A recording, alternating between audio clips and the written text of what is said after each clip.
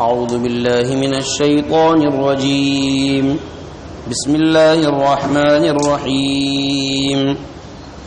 يا أيها الذين آمنوا استجيبوا لله وللرسول إذا دعاكم لما يحييكم واعلموا أن الله يحول بين المرء وقلبه وأنه إليه تحشرون.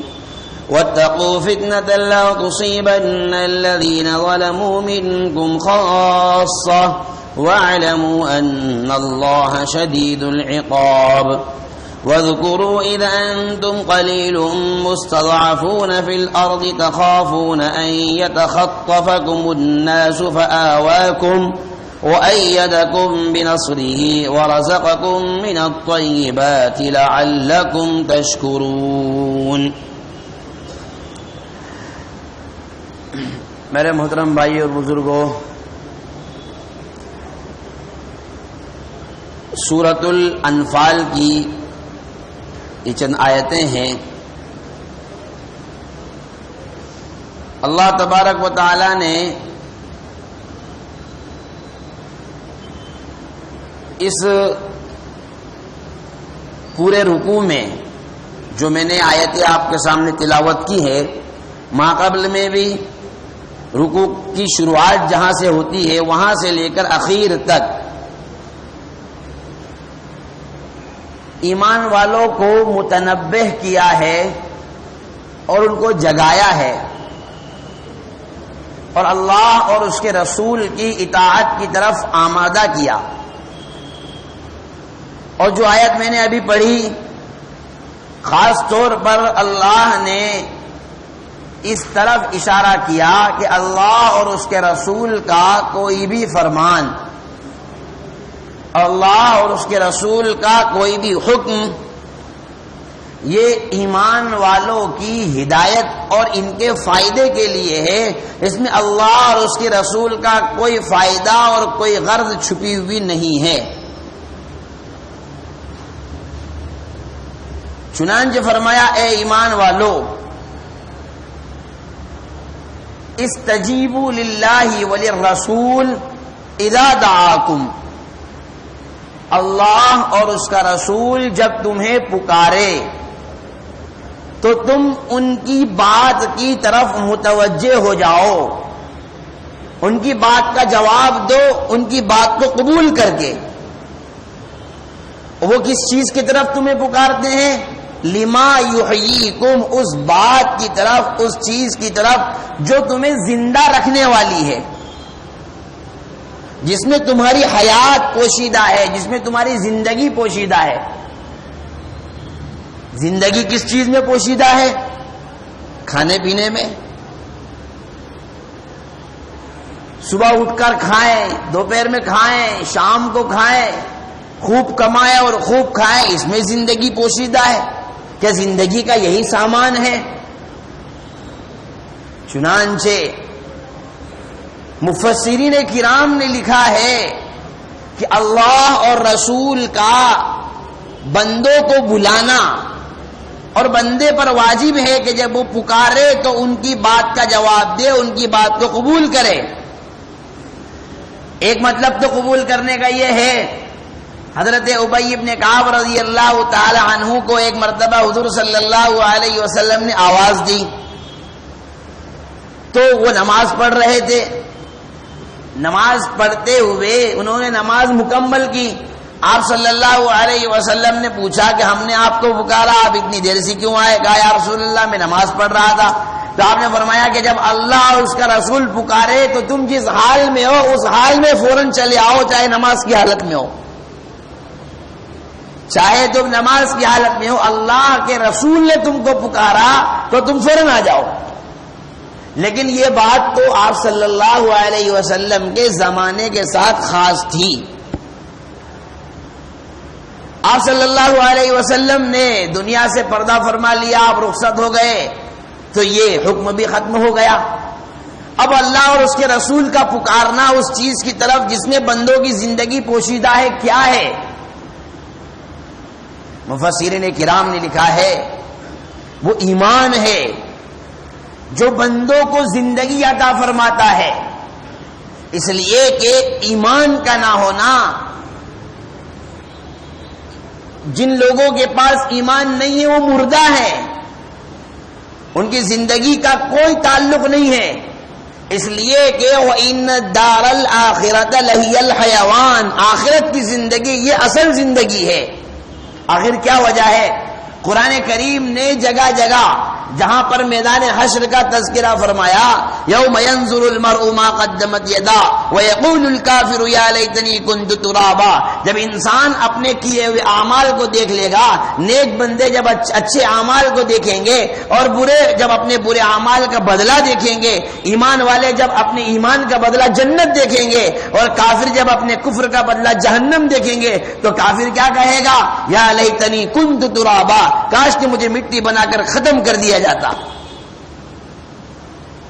اور وہ موت کو پکاریں گے، لیکن قرآن کہتا ہے لا تدعوا اليوم ثبورا واحدا وادعوا ثبورا كثيرا، آج ایک موت کو مت پکارو، آج تو بہت ساری ڈھیر ساری موتوں کو پکارو، اس لیے کہ موت اب نہیں آنا ہے، اب تو اچھے لوگوں کا بدلہ جنت ہے اور خراب لوگوں کا بدلہ جہنم ہے۔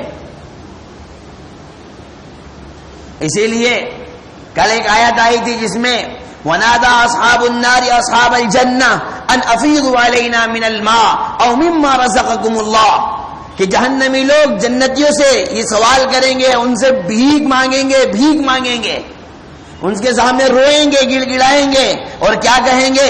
ان افیضوا علینا من الماء، اللہ نے جو تم کو نعمت دی ہے پانی کی، اس پانی کی نعمت کی تھوڑی بہت سخاوت ہمارے ساتھ کرو، او مما رزقکم اللہ، یا اللہ نے جو تم کو روزی جو رزق دیا ہے اس میں سے تم کچھ تھوڑی بہت سخاوت ہمارے ساتھ کرو، یعنی ہمیں بھی تھوڑا بہت آرام پہنچانے کی کوشش کرو۔ تو کیا کہیں گے؟ قالوا ان اللہ حرمہما علی الکافرین، وہ کہیں گے اللہ تبارک و تعالی نے ان چیزوں کو کافروں پر حرام قرار دے دیا۔ الذین اتخذوا دینہم لہوا ولعبا، جنہوں نے اپنے مذہب کو لہو اور لعب کا سامان بنا لیا تھا، عیش پرستی کا سامان بنا لیا تھا۔ وغرتہم الحیات الدنیا، اور دنیا کی زندگی کے دھوکے میں ایسے پڑ گئے، اپنے معبود ہی کو بھلا بیٹھے، اپنے پیدا کرنے والے ہی کو بھلا بیٹھے اور ان کی پرستش کرنے لگے، ان کی پوجا کرنے لگے جو خود معذور ہے، جو خود مجبور ہے۔ فَالْيَوْمَ نَنْسَاهُمْ كَمَا نَسُوا لِقَاءَ يَوْمِهِمْ هَذَا، اللہ فرماتا ہے پس آج ہم نے بھی ان کو بھلا دیا جیسا کہ انہوں نے آج کی ملاقات کے دن کو بھلا دیا تھا، یعنی جیسا ان کے دماغ سے یہ بات نکل چکی تھی کہ ہمیں مرنے کے بعد دوبارہ زندہ ہونا ہے، آج ہم نے بھی اس معاملے کو پینڈنگ میں ڈال دیا ہے کہ ان کو بھی جہنم میں سے نکال کر جنت میں ڈالنا ہے۔ ہم نے بھی یہ بات، یہ فائل پینڈنگ کر دی ہے، اب یہ فائل کبھی نہیں کھلے گی۔ تو اللہ کا بلانا اور رسول کا بلانا کس چیز کی طرف؟ ایمان کی طرف۔ کیوں؟ اس لیے کہ یہی زندگی ہے، اگر یہ سرمایہ ہمارے پاس ہے تب تو واقعتاً ہم اس قابل ہیں کہ آخرت کی زندگی ہمیں ملے۔ اسی لیے قرآن کا بڑا عجیب دستور ہے قرآن کے تذکرے اور قرآن کا بیان کرنے کا انداز، جہاں دنیا کی نعمتوں کو قرآن بیان کرتا ہے وہاں تو قرآن یہ کہہ کر آگے بڑھ جاتا ہے کہ متاع قلیل، تھوڑا بہت سامان ہے، تھوڑی بہت زندگی ہے، بس دنیا کا تذکرہ متاع قلیل کہہ کر قرآن آگے بڑھ جاتا ہے۔ لیکن جب آخرت کا وقت کا تذکرہ آتا ہے تو وہاں قرآن لفظ حیات لے کر آتا ہے کہ وہ اصل زندگی ہے۔ حیات کے معنی آتے ہیں زندہ ہونا۔ اللہ تبارک و تعالی کی ایک صفت الحی، زندہ رہنے والا، حی قیوم لا یموت، وہ ایسا قائم اور ایسا زندہ ہے جس کو موت نہیں آتی، یہ اللہ کی صفت ہے۔ تو آخرت کا تذکرہ قرآن کریم حیات سے کرتا ہے، معلوم ہوا کہ اصل زندگی آخرت کی زندگی ہے اور جس کی سب سے پہلی سیڑھی ایمان ہے۔ اور مفسرین کرام نے بیان کیا کہ اللہ اور اس کا رسول تم کو پکارے کہیں کے ذریعے، تمہاری زندگی کی طرف کس چیز کے ذریعے؟ قرآن کریم جیسی مقدس کتاب تمہارے حوالے کر کے، قرآن کریم جیسا قیمتی سرمایہ تمہیں دے کر کہ اس کتاب کو پڑھو، اس کتاب میں غور کرو، اس کے احکام پر غور کرو۔ یہ کس چیز کی طرف تمہیں بلاتا ہے، یہ کس چیز کی طرف تمہیں حکم دیتا ہے، اس میں تدبر کرو، اس میں فکر کرو، جانکار لوگوں سے پوچھو، جو لوگ اس کی تفسیر جانتے ہیں ان کے پاس جا کر بیٹھو، ان سے مسائل معلوم کرو۔ اس لیے میں تو اس سوچ کا آدمی ہوں، اور میری تو یہ سوچ ہے کہ محلے کی کوئی مسجد ایسی نہیں بچنا چاہیے جہاں پر قرآن کریم کی تفسیر بیان نہ کی جاتی ہو۔ ہر مسجد میں قرآن کریم کی تفسیر ہونا چاہیے، ہر مسجد میں، چاہے ایک محلے میں 10 مسجدیں ہی کیوں نہ ہو، ایک وقت متعین کیا جائے اور اس کی قرآن کریم کی تفسیر بیان کی جائے۔ اور یہ لوگوں کی ذمہ داری ہے کہ وہ ایسے علماء اور ایسے ائمہ لے کر آئیں جو قرآن کریم کی تفسیر بیان کرے۔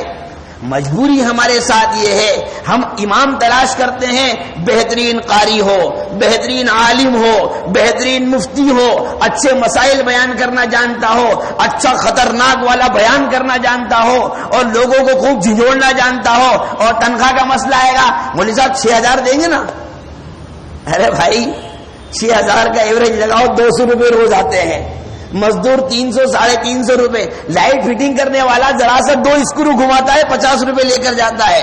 میکینک کچھ نہیں کیا، میکینک کے پاس آپ گاڑی لے کر گئے اور آپ نے بتایا یہ کام ہے، بس اتنا کہا اس نے، لا رہے ذرا 10 کا پانا لا دو، 10 کا پانا لایا اور پتہ نہیں کیا کیا، آپ کی گاڑی ٹھیک ہو گئی۔ ہاں بھائی صاحب کتنے؟ لاؤ 50 روپے، وہاں خوشی سے دیں گے۔ ہمارے پاس پیسہ اگر نہیں ہے تو ہمارے اپنے قوم کے رہبروں اور رہنماؤں کے دینے کے لیے نہیں ہے۔ ارے اچھی تنخواہوں کا جب ان کے لیے انتظام کیا جائے گا تو آپ کی مسجدوں میں بھی اچھے ائمہ آئیں گے۔ تو ہر مسجد میں ایسے امام کا انتظام کرنا جو قرآن کریم کے تفسیر بیان کر سکے، یہ ذمہ داری ہے ہماری، یہ کوئی مشورہ نہیں ہے، یہ کوئی خالی ایسی ایک بات نہیں ہے کہ جس کو کہہ دیا جائے اور بھلا دیا جائے، ہم سب کی ذمہ داری ہے۔ تو قرآن جیسا سرمایہ ہمارے پاس ہے، جس کو ہم پڑھتے ہیں، جس کو ہم سنتے ہیں، آپ مجھے بتلائیے ذرا تھوڑا سا، ایک عام آدمی، جاہل آدمی جو نہیں جانتا قرآن کا ترجمہ کیا ہے، وہ نہیں جانتا قرآن کی تفسیر کیا ہے، اسے نہیں پتا کہ اللہ نے اس آیت میں کیا بیان فرمایا، اللہ نے اس میں جنت کا بیان کیا، جہنم، کچھ نہیں جانتا ہے، لیکن ذرا سی قرآن میں اگر کسی کو وہ سن لیتا ہے، لچکدار کوئی آیت آ جاتی ہے، اس کی آنکھوں سے بے ساختہ آنسو نکل پڑتے ہیں۔ تو میرے بھائی جب اس قرآن کو غور کیا جائے گا، اس کو سمجھا جائے گا، تو کیوں نہیں دل ہمارے پلٹیں گے، کیوں نہیں زندگیاں ہماری بنے گی؟ یحییٰ ابن اقسم رحمۃ اللہ علیہ بیان کرتے ہیں کہ مامون کے دربار میں ایک شخص حاضر ہوا، یہودی۔ مامون نے اس سے کہا کہ تو مسلمان ہو جا، کلمہ پڑھ لے۔ اس نے کہا نہیں پڑھتا۔ اس نے کیا کہا یہودی نے؟ میں نہیں پڑھتا۔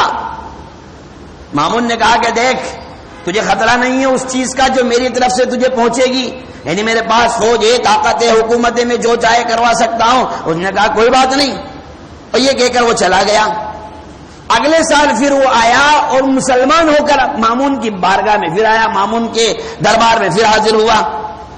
تو مامون نے اس سے کہا کیا تو وہی شخص نہیں ہے جو گزشتہ سال آیا تھا اور تجھے ایمان کی دعوت دی تھی، تو نے انکار کر دیا تھا؟ کہا بالکل میں وہی ہوں۔ تو پھر تجھے کس چیز نے آمادہ کیا؟ اب تو مسلمان کیسے ہو گیا؟ انہوں نے کہا کہ میں نے دنیا کے مذہبوں کا امتحان لیا۔ وہ آدمی کاتب تھا، کاتب، بہترین رائٹر تھا، یعنی ٹائپنگ کا کام کرتا تھا، اس کا کام ہی تھا ٹائپنگ کرنا۔ تو اس نے بیان کیا کہ میں نے دنیا کے مذہبوں کا امتحان لیا، میں نے تورات کے 3 نسخے لکھے، اور 3 نسخے لکھ کر میں جو ہے اس کو عبادت گاہ میں لے کر گیا اور لوگوں کے سامنے میں نے پیش کیا۔ جو مجھے کمی زیادتی اس میں کرنا چاہیے تھی، جو گھٹانا تھا، جو بڑھانا تھا، میں نے سب کچھ کیا۔ جو لوگوں نے جب اس کو دیکھا تو خوشی خوشی اس کو قبول کر لیا۔ پھر میں نے انجیل کے 3 نسخے لکھے، میں نے انجیل کے ساتھ بھی یہی معاملہ کیا کہ اس میں جو کچھ گھٹانا تھا، بڑھانا تھا، جو کچھ کرنا تھا، میں نے اپنے اپنے طور پر اس کو کیا، لوگوں نے اس کو بھی قبول کر لیا اور اچھی قیمتوں میں اس کو قبول کیا، بہت اچھا ریٹ ملا مجھے۔ پھر میں نے قرآن کریم کے نسخے لکھے، 3 نسخے۔ اور جو اس میں مجھے گھٹانا تھا، بڑھانا تھا، ترمیم کرنا تھی، وہ میں نے کی. پھر میں نے اس کو مسلمانوں کے سامنے پیش کیا، مسلمانوں نے اس کو تلاش کیا، اس کو کھوجا، اس کو جانچا. مجھے ایک آدمی بھی ایسا نہیں ملا جو اس کتاب کو قبول کر لیتا. سب نے میرے ان نسخوں کو رد کر دیا اور کہہ دیا کہ یہ ہمارا قرآن نہیں ہو سکتا، اس لیے کہ اس میں تو نے اپنی طرف سے گھٹایا ہے، بڑھایا ہے. اسی کو قرآن نے فرمایا لا یأتیہ الباطل من بین یدیہ ولا من خلفہ تنزیل من حکیم حمید. یہ وہ کتاب ہے کہ باطل نہ اس پر آگے سے حملہ کر سکتا ہے، نہ پیچھے سے حملہ کر سکتا ہے. اللہ رب ذوالجلال کی طرف سے نازل کردہ کتاب ہے جو سراپا ہدایت ہی ہدایت ہے، جس میں نور ہی نور ہے، جس میں آخرت کی طرف رغبت ہی رغبت ہے، جس میں جنت کے تذکرے ہیں، جس میں جہنم سے بچاؤ کے تذکرے ہیں، اچھے اعمال کا تذکرہ ہے، برے اعمال سے بچنے کی ترغیب ہے. تو جس قوم کے پاس یہ کتاب قرآن مقدس جیسی کتاب ہو، اللہ اور اس کا رسول کا حکم اس کے اندر موجود ہو، اس کے باوجود بھی اگر وہ ذلت اور رسوائی کا منہ دیکھے تو یاد رکھیے، یہ سمجھ لیجئے کہ اس قوم نے اپنے اللہ کو اور اپنے رسول کو چھوڑ دیا ہے، جس کی وجہ سے اللہ نے بھی اس قوم کو ظالموں کے حوالے چھوڑ دیا ہے. فرمایا وَاعْلَمُوا أَنَّ اللَّهَ يَحُولُ بَيْنَ الْمَرْءِ وَقَلْبِهِ وَأَنَّهُ إِلَيْهِ تُحْشَرُونَ. اور کان کھول کر سن لو، اللہ ہی بندے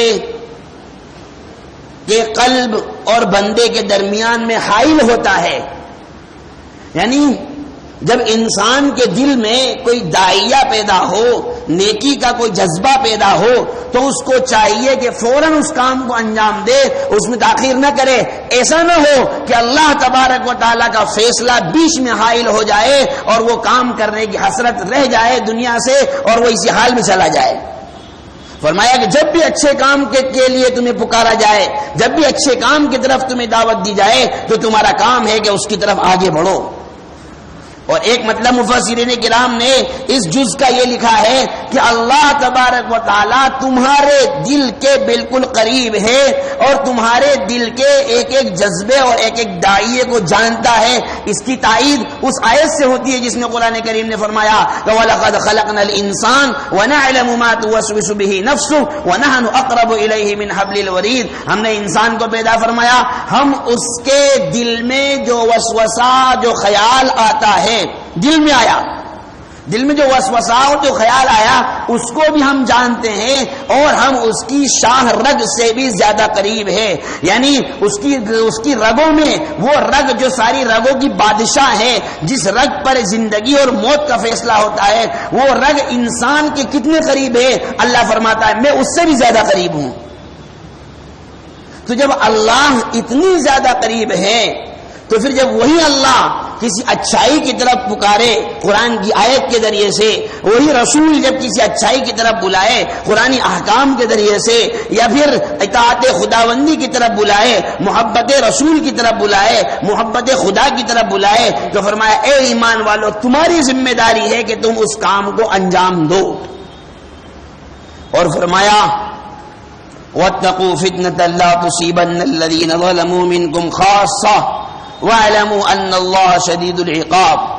ڈرو اس فتنے سے، اللہ نے فرمایا ڈرو اس فتنے سے جو صرف ظالموں کے ساتھ خاص نہیں ہوگا.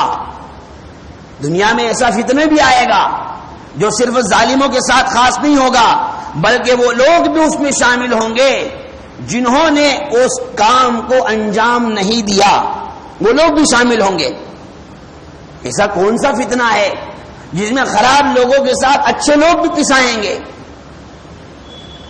فرمایا وَاتَّقُوا فِتْنَةً، ڈرو اس فتنے سے لا تُصِيبَنَّ الَّذِينَ ظَلَمُوا مِنْكُمْ، جو تم میں سے صرف ظالموں کے ساتھ خاص نہیں ہوگا بلکہ سب کو وہ فتنہ شامل ہوگا.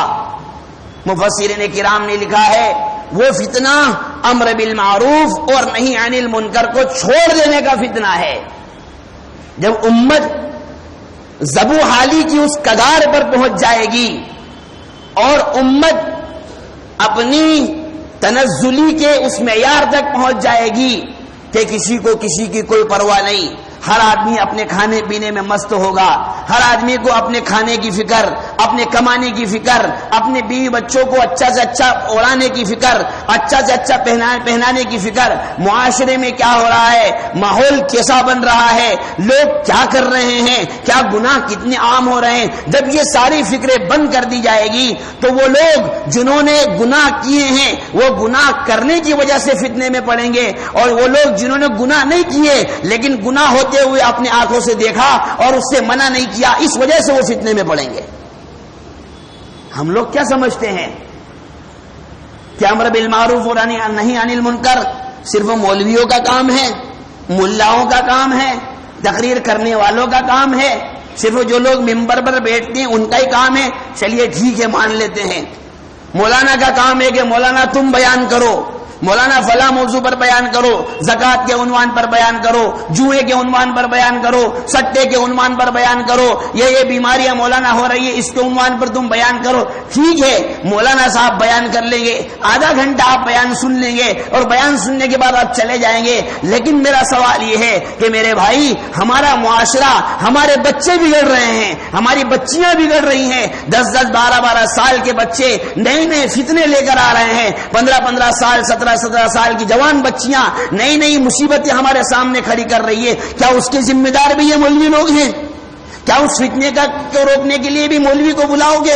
یا پھر ماں باپ کی ذمہ داری ہے کہ وہ اپنے بچوں کی ایسی تربیت کرے، اپنے بچوں کو تربیت کے اس معیار پر لے کر جائیں؟ پہلے کی مائیں اپنے بچوں کو قرآن کریم کی تلاوت سنایا کرتی تھی، اور آج کی مائیں ان کو لوریاں سناتی ہے گانوں کی شکل میں، ان کو سلانے کے لیے موبائل دیتی ہے تاکہ وہ کوئی ویڈیو دیکھے اور دیکھتے دیکھتے اس کی نیند لگ جائے۔ میرے بھائی، جب یہ صورتحال پیدا ہوگی تو یہ بچے آگے چل ہمارے لیے مصیبت بنیں گے اور ہم ان کا کچھ نہیں کر سکتے ہیں۔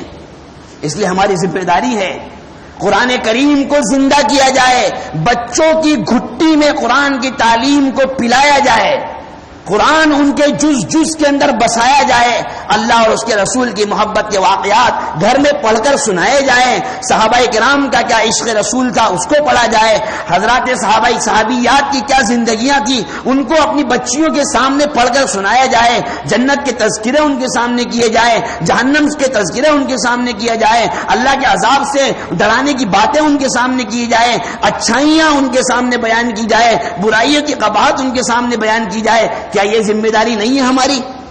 ہر باپ کی ذمہ داری ہے، ہر ماں کی ذمہ داری ہے کہ وہ اپنے بچوں کی تعلیم اور تربیت کی لائن سے وہ فکر کرے۔ یاد رکھیے اگر ہمارے بچے بگڑیں گے تو اس کا سوال محلے کے امام صاحب سے نہیں ہوگا، اس لیے کہ امام صاحب کا کام بیان کرنا ہے، انہوں نے بیان کر دیا۔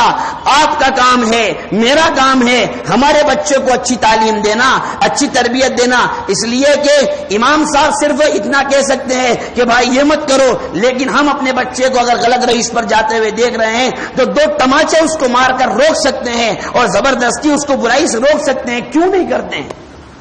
یہ ہماری ذمہ داری ہے، اور اگر نہیں کریں گے قرآن کریم کا صاف اعلان ہے، پھر جب فتنہ آئے گا اور مصیبتیں جب آئے گی اور جب پریشانیاں جب آئے گی تو اس میں سارے کے سارے لوگ گھرے ہوئے ہوں گے۔ پھر ہم اپنے آپ کو یہ کہہ کر نہیں بچا سکتے کہ صاحب میں نے تو یہ کام کیا ہی نہیں، صاحب میں نے تو یہ برائی کی نہیں، پھر میں کیوں اس مصیبت میں پھنسا ہوا ہوں؟ اللہ نے فرمایا کہ تم اس وجہ سے مصیبت میں پھنسے ہوئے ہو، تم دیکھتے تھے اپنے محلے میں اپنے محلے کے نوجوان بچوں کو کہ وہ کھلم کھلا تمہارے سامنے وہ جوا کھیل رہے ہیں، وہ سٹا کھیل رہے ہیں، تم دیکھتے تھے اپنی بچیوں کو وہ تمہارے سامنے بے پردہ ہو کر جا رہی ہے، تم دیکھتے تھے اپنی بچیوں کو وہ تمہارے سامنے غلط قدم اٹھا رہی ہے، لیکن تم نہیں روکتے تھے۔ آج یہ مصیبت بنی ہوئی ہے، خود اس کی ذات کے لیے مصیبت، تمہارے لیے مصیبت، پورے معاشرے کے لیے مصیبت، تمہارے پورے خاندان کے لیے مصیبت بنی ہوئی ہے۔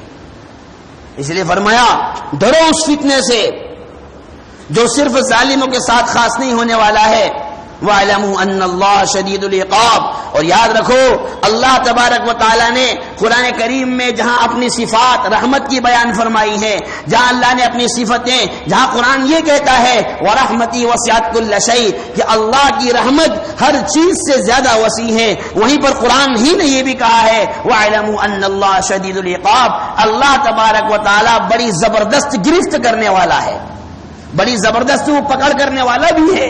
تو اللہ کی پکڑ سے اگر ہم کو بچنا ہے تو ہماری ذمہ داری ہے کہ جو ہماری ذمہ داریاں ہیں ان ذمہ داریوں کو ہم نبھانے کی کوشش کریں. ہر آدمی کی ذمہ داری ہے. اسی لیے حضور صلی اللہ علیہ وسلم نے یہ بات ارشاد فرمائی کہ لوگوں کان کھول کر سن لو، کلکم راعٍ وکلکم مسئول عن رعیتہ، تم میں سے ہر شخص نگراں ہے اور ہر نگراں سے اس کی رعیت کے بارے میں پوچھا جائے گا. یعنی جہاں پر ہم یہ بات کہتے ہیں کہ امام صاحب سے پوچھا جائے گا کہ تم نے لوگوں کو اچھی باتیں بتلائی یا نہیں بتلائی، وہیں پر باپ سے پوچھا جائے گا اپنے بچی کے لیے اچھی تعلیم کا انتظام کیا یا نہیں کیا، اچھی تربیت کا انتظام کیا یا نہیں کیا. ماں سے سوال کیا جائے گا اپنے بچے کو اچھی تربیت دی یا نہیں دی، اس کو اچھی تعلیم دی یا نہیں دی، اور اس کی زندگی بنانے کی فکر کی یا نہیں کی. ہر ذمہ دار سے، ہر نگراں سے اس کی رعیت کے متعلق سوال کیا جائے گا اور اس سے پوچھا جائے گا تم نے کیا ذمہ داری نبھائی. اس لیے قرآن نے فرمایا وَاعْلَمُوا أَنَّ اللَّهَ شَدِيدُ الْعِقَابِ، اللہ تبارک و تعالیٰ بڑی گرفت والا ہے. اور میرے بھائی قبل اس کے کہ اللہ تبارک و تعالیٰ ہماری گرفت کرے اور اللہ ہماری پکڑ کرے، آج ہمارے پاس موقع ہے. آج ہم یہ کام انجام دے سکتے ہیں. آج ہمارے پاس طاقت ہے، آج ہمارے پاس قوت ہے، آج ہمارے پاس سرمایہ ہے. ہم اپنے بچوں کو برائیوں سے روک سکتے ہیں، اچھی تعلیم ان کو دلا سکتے ہیں، اچھی تربیت ان کے سامنے پیش کر سکتے ہیں، اللہ اور اس کے رسول کی محبت ان کے ذہن میں بٹھا سکتے ہیں. ارے جب ہم ان کے دلوں میں کمپیوٹر کی محبت بٹھا سکتے ہیں، ڈاکٹری کی محبت بٹھا سکتے ہیں، انجینئرنگ کی محبت بٹھا سکتے ہیں، وکالت کی محبت بٹھا سکتے ہیں، تو اللہ اور اس کے رسول کی محبت کیوں نہیں بٹھا سکتے؟ اس لیے ہماری ذمہ داری ہے، یہ ہمارا کام ہے. ہم سب اس کے محتاج ہیں.